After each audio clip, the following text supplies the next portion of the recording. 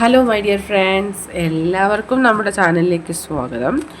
Okay, ഇന്നത്തെ നമ്മുടെ topic current feelings of your person എന്നുള്ളതാണ്. നിങ്ങൾ സ്നേഹിക്കുന്ന വ്യക്തിയുടെ ഇപ്പോഴത്തെ ഫീലിങ്സ് എന്താണ്, അവർക്ക് ഇപ്പോൾ നിങ്ങളോട് എന്ത് ഫീലിങ്സ് ആണ് തോന്നുന്നത് എന്നുള്ളതാണ്. വീഡിയോയിലേക്ക് പോകുന്നതിന് മുമ്പായിട്ട് ചാനൽ ഇതുവരെ സബ്സ്ക്രൈബ് ചെയ്യാത്ത ആരെങ്കിലും ഉണ്ടെങ്കിൽ ദയവായിട്ട് സബ്സ്ക്രൈബ് ചെയ്യുക. വീഡിയോ ഇഷ്ടമായാൽ തീർച്ചയായിട്ടും ലൈക്ക് ചെയ്യുക, ഷെയർ ചെയ്യുക, കമൻറ്റ് ചെയ്യുക. ഇതൊരു ജനറൽ റീഡിംഗ് ആണ്, അതുപോലെ തന്നെ ജനറൽസുമാണ്. ടൈംലെസ് ആണ്. ഈ വീഡിയോ നിങ്ങളിപ്പോൾ കാണുന്നു ആ ഒരു ടൈമിൽ വാലിഡ് ആയിരിക്കുന്നതാണ്. ജനറൽ റീഡിംഗ് ആയതുകൊണ്ട് എല്ലാ പേർക്കും ഒരുപോലെയൊന്നും റെസനേറ്റ് ആവുന്നില്ല. നിങ്ങളുടെ സിറ്റുവേഷനായിട്ടൊക്കെ മാച്ച് ആവുന്നുണ്ടെങ്കിൽ മാത്രം പോസിറ്റീവായിട്ട് എടുത്താൽ മതി, അല്ലാത്ത കാര്യങ്ങൾ വിട്ടേക്കുക. നിങ്ങൾ ഡീപ്പായിട്ടൊന്ന് മെഡിറ്റേറ്റ് ചെയ്യുക, കോൺസെൻട്രേറ്റ് ചെയ്യുക, പോസിറ്റീവായിട്ട് തിങ്ക് ചെയ്യുക. എന്നതിന് ശേഷം വീഡിയോ തുടർന്ന് കാണുക. ഓൾ റൈറ്റ്, നമുക്ക് നോക്കാം current feelings of your person. നിങ്ങൾ സ്നേഹിക്കുന്ന വ്യക്തിയുടെ ഇപ്പോഴത്തെ യഥാർത്ഥമായിട്ടുള്ള ഫീലിങ്സ്, അവർക്ക് നിങ്ങളോട് എന്ത് ഫീലിങ്സ് ആണ് ഉണ്ടാവുന്നത്? Current feelings of your person.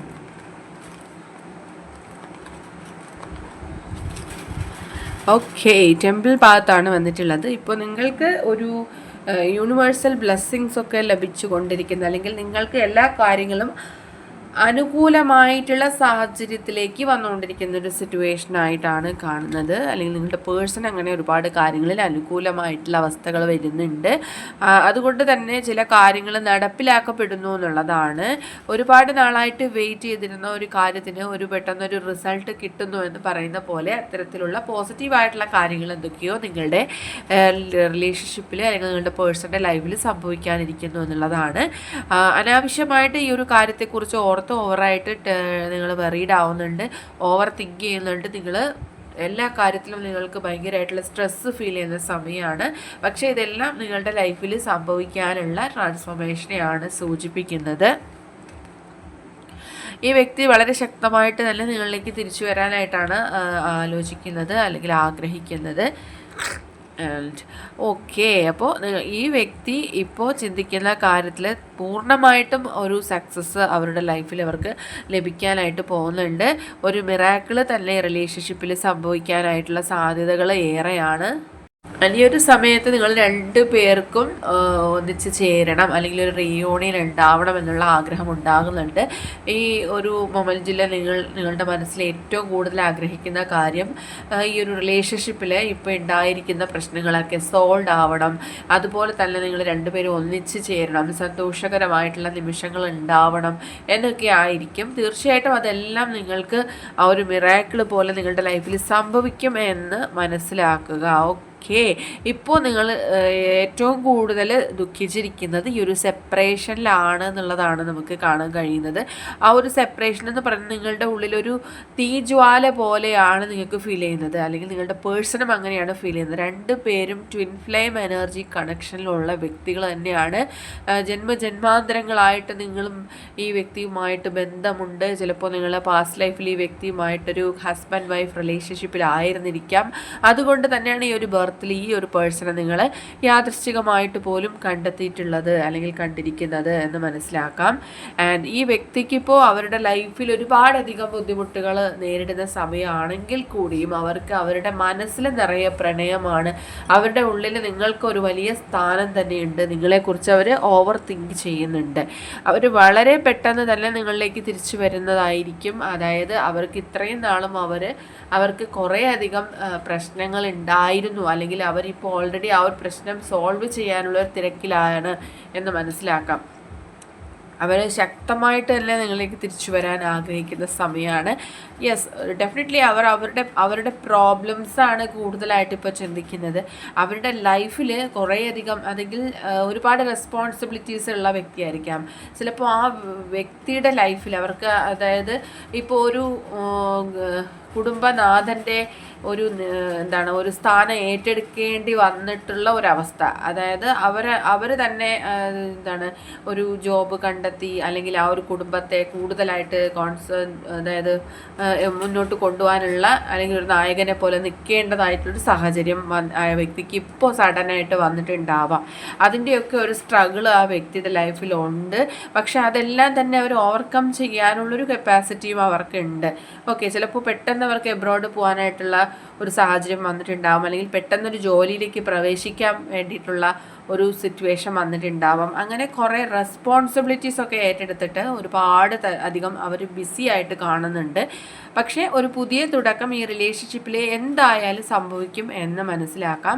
ഒരു ന്യൂ ബിഗിനിങ് ഇവിടെ കാണുന്നുണ്ട്.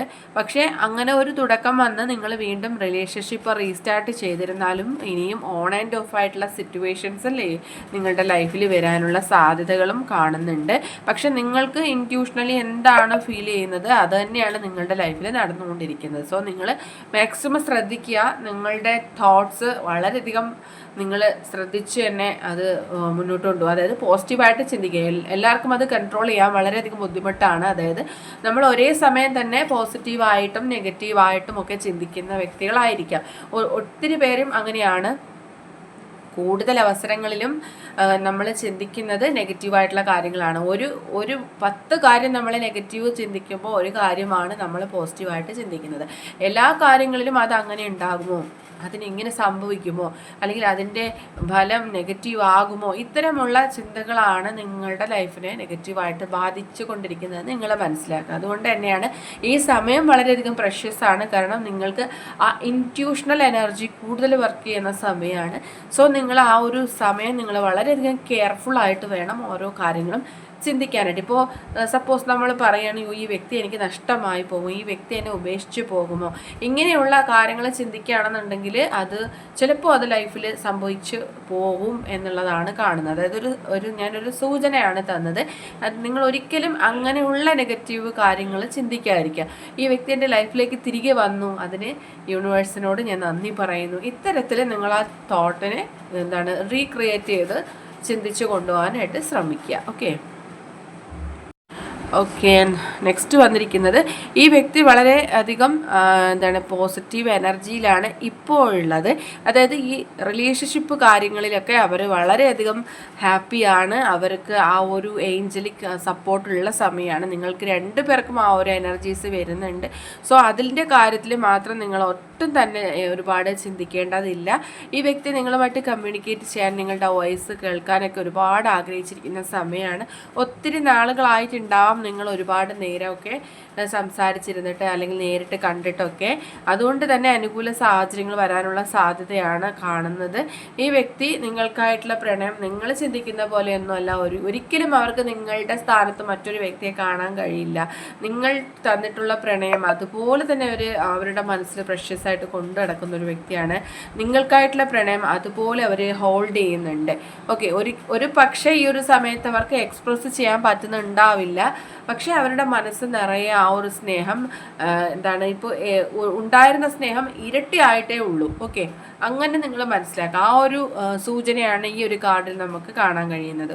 ഇന്നത്തെ ചെറിയ റീഡിംഗ് ഇവിടെ അവസാനിച്ചിരിക്കുന്നു. റീഡിംഗ് എല്ലാവർക്കും ഇഷ്ടമായെന്നുണ്ടെങ്കിൽ തീർച്ചയായിട്ടും ലൈക്ക് ചെയ്യുക, ഷെയർ ചെയ്യുക, കമൻറ്റ് ചെയ്യുക. സബ്സ്ക്രൈബ് ചെയ്യാത്തവരുണ്ടെങ്കിൽ സബ്സ്ക്രൈബ് ചെയ്തും സപ്പോർട്ട് ചെയ്യുക. ഇനി നമുക്ക് നെക്സ്റ്റ് വീഡിയോയിലൂടെ വീണ്ടും കാണാം. അതുവരെയും ബൈ ബൈ.